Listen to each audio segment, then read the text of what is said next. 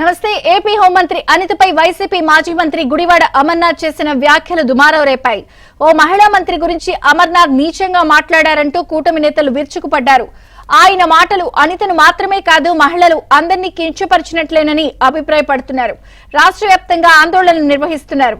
అమర్నాథ్ పై పలు చోట్ల పోలీసులకు ఫిర్యాదు చేశారు. ఇక అమర్నాథ్ కామెంట్స్ పై ఏపీ మహిళా కమిషన్ తీవ్ర ఆగ్రహం వ్యక్తం చేసింది.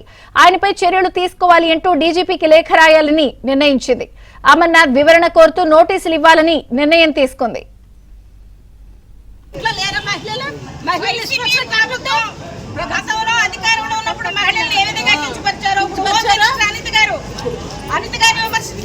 అమర్నాథ్ రెడ్డికి తెలుగు మహిళలందరూ కూడా తగిన గుణపాఠం చెప్తారు.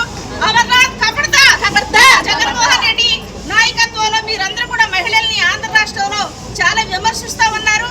కాబట్టి మీకు త్వరలోనే మహిళల చేత మీ ప్రభుత్వం కూడా సర్వనాశనం అవడం ఖాయం. ఇంక మళ్ళీ అధికారంలోకి వచ్చే అవకాశం ఇంకెప్పుడు లేదు. మహిళలు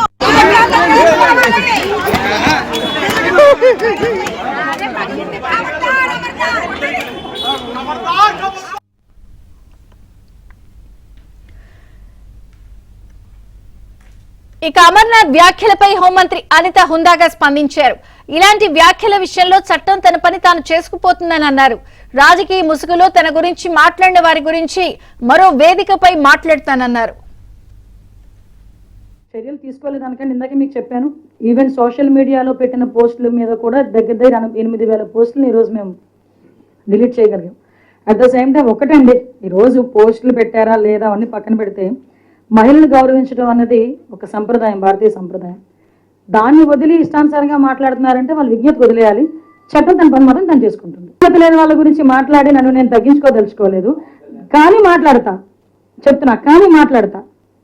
ఒక ప్లాట్ఫామ్ మీద మాట్లాడతా. కానీ ఇది కాదు ఆ ప్లాట్ఫామ్. ఇది నా డిపార్ట్మెంట్ ప్రైడ్, నా డిపార్ట్మెంట్ 2 సంవత్సరాల కష్టం. ఈ కష్టానికి ఈ ప్రైడ్కి సంబంధించి ఎవరో విజ్ఞప్తి లేని వాళ్ళు మాట్లాడితే దాని గురించి ఈ ప్లాట్ఫామ్ మీద సమాధానం చెప్పను, వేరే ప్లాట్ఫామ్ మీద అతి తొందరలో సమాధానం చెప్తా. కానీ ఈ సందర్భంగా దయచేసి నాకు అది వదిలేయండి. ఎందుకంటే దాని గురించి మాట్లాడితే ఇదంతా ఒకే వెళ్ళిపోద్ది. నా 2 సంవత్సరాలు నా డిపార్ట్మెంట్ కష్టం.